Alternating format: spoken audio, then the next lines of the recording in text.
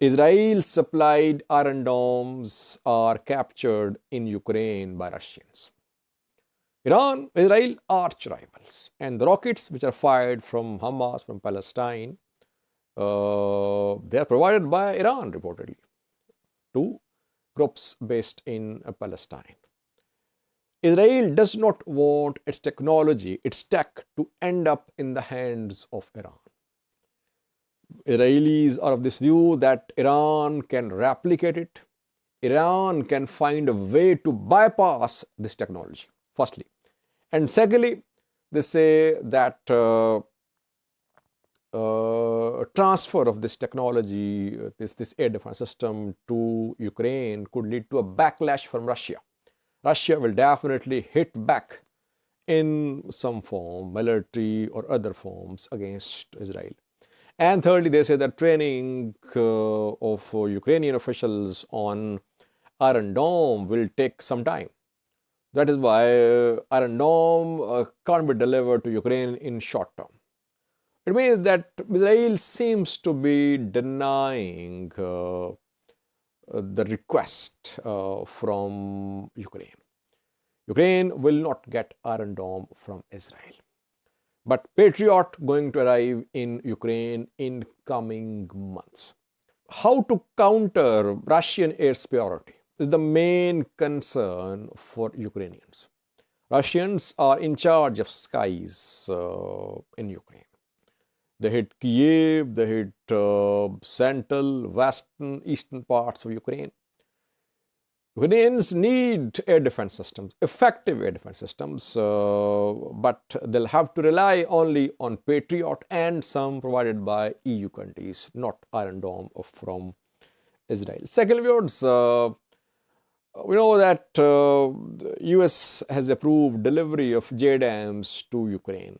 JDAMs are kits which will convert Ukraine's dumb bombs into guided munitions. And Russians have also installed some systems on their jets and helicopters to convert their bombs, ordinary bombs, into guided bombs. This month, the start of this month, a Russian Su-24 was downed near Bakhmut. The site, the debris, was inspected by some experts from Ukraine. And they have found some evidence of the installation of SVP-24 system. SVP is automatic targeting system, which Russians install. They put in place on planes and helicopters. And JDAMs are placed on individual bombs. But this SVP-24 is not used on individual bombs.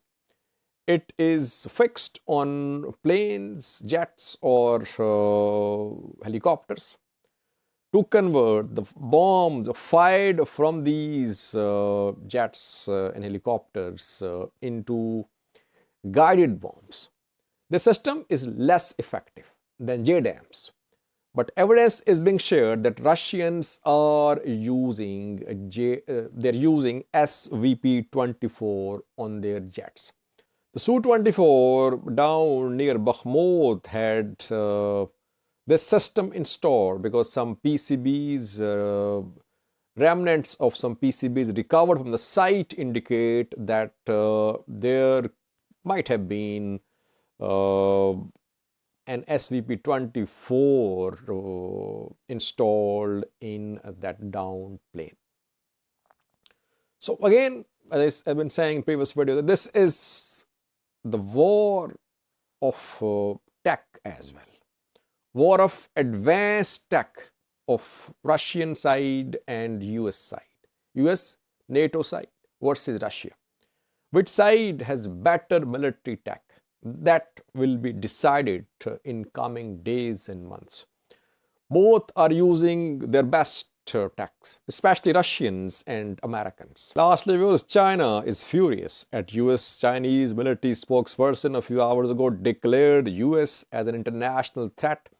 The spokesperson said that the US was portraying China as a threat to keep its military dominance, to continue its military escalations, its aggressions abroad. The statement came after US President Joe Biden approved National Defense Authorization Act. US military budget, defense budget has risen to 858 billion US dollars, and out of this 858 billion US dollars, 10 billion US dollars will be spent on security assistance from US to Taiwan. US is supporting Taiwan in terms of weapon deliveries, though US says it is in support of one China policy. At the same time, it backs Taiwan. That is why China is indignant at US, because US is going to give 10 billion US dollars in the next year to Taiwan in the form of military aid, in the form of weapons, trainings, other types of military support to Taiwan. You see that far from its borders, US is involved militarily. That is what US defense policy is, that US rivals should be kept engaged away from US borders. Russia engaged on Russian border against Ukraine. China being engaged against Taiwan on Chinese border. And Japan is also being prepared by Americans. Japan has increased its military spending. Japan wants to acquire long-range weapons.